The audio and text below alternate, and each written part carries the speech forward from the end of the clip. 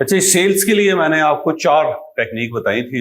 4 हमारा हुआ। सबसे पहले तो ये है कि हर इंसान को अपना नाम अच्छा लगता, तो जब आप बंदे का नाम पुकारते हैं शुरू में ही, तो उससे ज़रा बंदा अट्रैक्ट हो जाता है एक तो। और नाम भी मुख्तसर बताना होता है, पूरा नहीं। उसके साथ दाएं बाएं जो नाम लगा लेते हैं फिर वो आर्टिफिशियल लगता है। आपको भी कोल्ड कॉल्स आती होंगी, उसमें जब आपका पूरा नाम बोलते हैं तो अजीब सा लगता है सारा। इसका लगता है कि ऐसे बंदा कोई किसी चीज़ से पढ़ रहा है, वो मेरे बारे में जानता नहीं है। लेकिन जब आप उसका मुख्तसर नाम लेते हैं तो उसका पता ऐसा लगता है कि अगला बंदा थोड़ा सा फ्रैंक सा फील होता है, तो महसूस होता है। दूसरा कि रिस्पेक्ट दें, हर आदमी रिस्पेक्ट के लिए और शनाख्त के लिए काम करता है। तो इसके अंदर एक और चीज़ है, वो भी मैं चाह रहा था कि आपको बताई जाए कि जब भी आप किसी से बात करते हैं तो थोड़ा सा 2-4 फिक्रे बोलने के बाद उससे ये ज़रूर पूछें कि आप करते क्या हैं सर, काम आपका क्या है सर। तो हर आदमी अपने काम के बारे में बताना चाहता है, ये याद रखिएगा। और ये मेरी बड़ी पुरानी टेक्निक है। मैं जब भी किसी से बात करता हूँ ना तो उसको रिस्पांस करता हूँ। मैं कभी 2-4-5 मैसेज आपको भेजूंगा तो उसमें मैं उससे ज़रूर पूछता हूँ सर आप करते क्या। तो उसके बाद बड़ा एक्सप्लेन करता है लंबा चौड़ा, और वो फिर एक कम्युनिकेशन ज़रा ईजी हो जाती है। आप भी देखते होंगे कि जब भी आपसे कोई बंदा मुखातिब होता है, किसी जगह बोलता है या तारुफ होता है, तो वो आपसे पूछता है कि आप क्या करते हैं, है ना। ये इंसान की नफ्सियात है। और फिर इंसान एक्सप्लेन करता है, और जो कुछ ना करता हो ना वो एक लंबा प्लान बताता है बंदे को।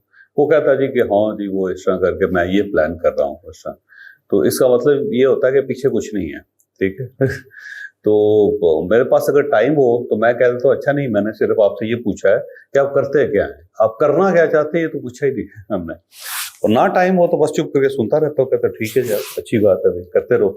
लेकिन उसमें बहुत चीज़ें जो होती हैं ना क्लियर हो जाती हैं। दूसरा ये कि इंसान की अटैचमेंट आपके साथ ज़्यादा बेहतर हो जाती है। तो ये ज़रूर पूछा करें कि सर आप क्या करते हैं, ठीक है, और कितने अरसे से कर रहे हैं। तो उसमें ये है कि वो बंदा इंगेज हो जाता है। तो सेल्स का काम जो है ना एंगेजमेंट है, और उसमें वो लॉक होगा। अगर एंगेज नहीं हो रहा ना फिर कोई लॉक नहीं होगा, तो उसका कोई फायदा नहीं है सारा। एक ये है। फिर उसके बाद ये है कि मैंने आपको बताया था कि फायदे की बात करें दूसरे बंदे की। हर आदमी को अपने फायदे की बात चाहिए, और अगर वो आप उसको फायदे की बात करेंगे ना तो फिर वो अलर्ट हो जाएगा। तो फायदे की बात क्या हो सकती है कि मसलन आप टूरिज्म का काम कर रहे हैं तो आप उनको बताएं कि ये जो मौसम है इसके अंदर पैकेज कम हो जाता है, ये जो मौसम है इसके अंदर वहाँ पर रश कम होता है, ठीक है, और इसमें रेस्टोरेंट्स अच्छे अवेलेबल होते हैं, इसमें होटल अच्छे अवेलेबल हो जाते हैं। और अगर आप ट्रैवल हिस्ट्री बनाना चाहते हैं तो सबसे बेस्ट टाइम ये है कि आप इस टाइम ट्रैवल करें क्योंकि रश नहीं होगा। और दूसरे जो मौसम है उसके अंदर रश बहुत होता है, ट्रांसपोर्ट अवेलेबल नहीं होती, अच्छे रेस्टोरेंट्स हमें नहीं मिलते, प्राइसेस बहुत बढ़ जाती हैं। तो ये बड़ा बेस्ट टाइम है जिसमें आप जा सकते हैं। दूसरा ये है कि अगर बंदा अकेला जा रहा है तो उसको कायल करें कि आप बेगम साहबा को भी साथ ले जाए उसमें, और एक पैकेज जरूर रखें जिसमें अगर पूरा कपल जाए तो उसको क्या फ़ायदा है, ठीक है, वो आप लोग किसी वक्त बैठ के डिस्कस करें। तो उसके लिए भी आप स्पेशल थोड़ा सा बनाएं ताकि उस बंदे को अपना बेनिफिट फील हो। ये दूसरा जो हमारे एग्रीमेंट्स होते हैं वहाँ पे वेंडर्स के साथ या बाज़-औक़ात मुल्क के साथ, कंट्री के साथ, उसका हमें फ़ायदा ये होता है कि वो ज़्यादा हमारी स्मूथ, एक तो वीज़ा सर्विस अच्छी हो जाती है, वहाँ पे लैंडिंग बड़ी अच्छी हो जाती है, और इमिग्रेशन में फटीक नहीं होती। आप उसको बताएं कि इन मुल्कों के साथ हमारा बड़ा अच्छा रिलेशन चल रहा है, तो आप यहाँ से स्टार्ट करें। ये उसका बड़ा फ़ायदा है सारा। और फिर मैंने आपसे कहा था कि स्क्रिप्टिंग होनी चाहिए, जैसे कि दुनिया की हर कंपनी से होती हैं, तमाम बड़े यूनिट्स हैं, बैंक्स हैं, और इसके अलावा कोई और जगह पे फ़ोन करते हैं तो वो स्क्रिप्टेड बोलते हैं। आप ये जो टोल फ्री होता है ना बैंकों का, जब आप उनके फ़ोन करते हैं तो पूरा एक मखसूस एक मैकेनिकल सी ज़ुबान होती है जो जिन्होंने सब अपने लोगों को रटाई होती है। तो आप अपना स्क्रिप्ट ज़रूर बनाएं, उसको बनाएं और उसको दोहराते रहें, हर आदमी के साथ उसी तरह मुखातिब हो।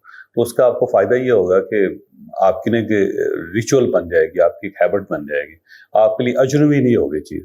नहीं तो हर बार आपको एक डिफरेंट तरीके से, डिफरेंट मूड से आपको बोलना पड़ेगा। नहीं तो इंसान का मूड जो है ना वो उसके ऊपर डिपेंड करना शुरू कर देता है। आपका मूड अच्छा है तो आप अच्छा बोल रहे हैं, मूड बुरा है तो आप बुरा बोल रहे हैं। लेकिन जब आपका अपना एक स्क्रिप्ट होगा तो फिर आप उसके मुताबिक चलेंगे। پھر موڈ جو ہوگا نا وہ اس کا کوئی افیکٹ نہیں آئے گا آپ کے اوپر، اور آپ اسی طرح بات کر رہے ہوں گے. تو وہ اسکرپٹنگ آپ ضرور کریں. اچھا اس کے اندر سیل کے اندر ٹارگیٹ بڑا امپورٹنٹ ہے. جب تک ٹارگیٹ نہیں ہوگا تو کوئی فائدہ نہیں ہوتا.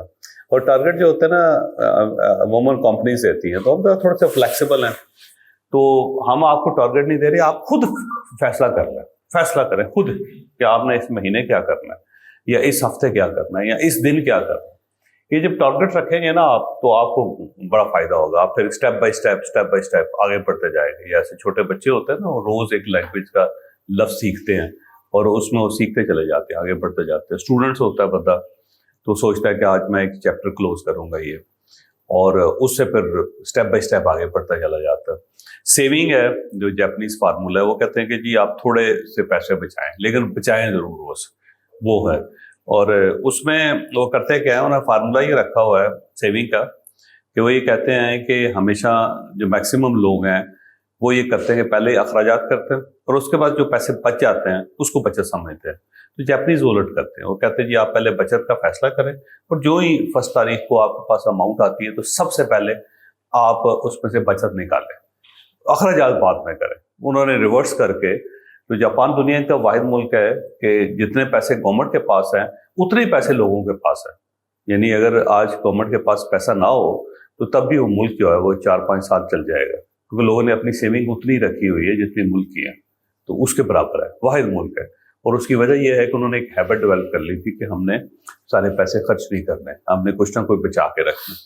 تو یہ ایک ٹارگیٹ ہے کہ یہ ٹارگیٹ آپ گھر سے لے کے آئیں روز، کہ جی ہم نے اتنے لوگوں سے رابطہ کرنا ہے اور اتنے میں نے لاک کرنے ہیں. صرف رابطہ کرنا کوئی کمال نہیں ہے، رابطہ تو کوئی بندہ بھی کر سکتا ہے. کوئی بندہ ایک فون دے دیں اسے ایک لیب اتر بولتا رہے، وہ سارا دن لوگوں سے رابطہ کرتا رہے. لیکن نہیں، ہم نے کنورٹس کتنے لوگوں کو کیا، لاک کتنے لوگوں کو کیا. تو سیلز کے اندر یہ بڑا امپورٹنٹ ہے کہ جو ایک آفس کا ہے وہ انہوں نے آپ کو ٹارگیٹ دیا، وہ ایک اپنا خود سیلف ٹارگیٹ رکھیں. یہ جو سیلف ٹارگیٹ ہے یہ آپ کے بڑا کام آئے گا، اس کا آپ کو بڑا فائدہ ہوگا سر. دوسرا، لوگوں کو کہیں کہ وہ یہاں آفس میں آئیں، وزٹ کریں ایک مرتبہ، یا کسی اور کو بھیج دیں. اس کی وجہ یہ ہے کہ جب آپ کسی جگہ چلے جاتے ہیں تو پھر آپ کی تھوڑی سی بہتر ایسوسیشن ہو جاتی ہے.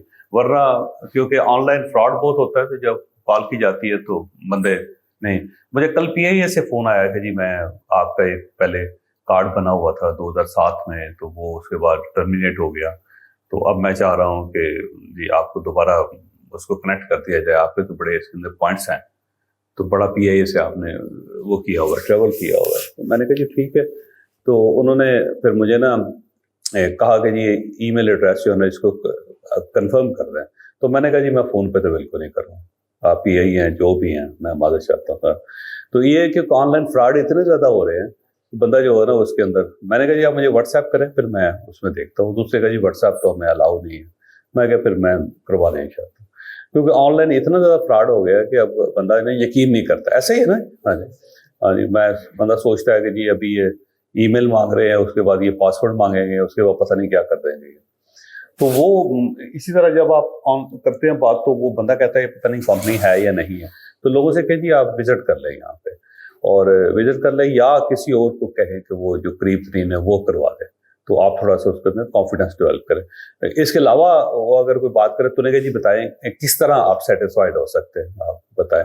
ہمارے وہاں پہ کلائنٹس رہتے ہیں تو ہم ان کے ساتھ کنیکٹ کروا دیتے ہیں آپ کو. وہ ہے آفس ہے، وہ ہے، یا کوئی اور میڈیم جو ہے، وہ آپ اس میڈیم پہ ضرور آ جایا کریں تاکہ اس کا کانفیڈنس ڈیولپ ہو. اسکرپٹ بنانا ہے آپ نے، دوسرے بندے کے فائدے کی بات فائدے کی بات کریں گے، وہ معاملہ چل جائے گا سارا. یہ جتنا آن لائن فراڈ ہو رہا ہے نا، وہ بھی یہی کر رہے ہیں، وہ اس چیز کو بیچتے ہیں ہمیشہ. وہ کہتے ہیں جی آپ کا بڑا فائدہ ہے اس کے اندر، اور لوگ آ جاتے ہیں اسی ٹریپ میں.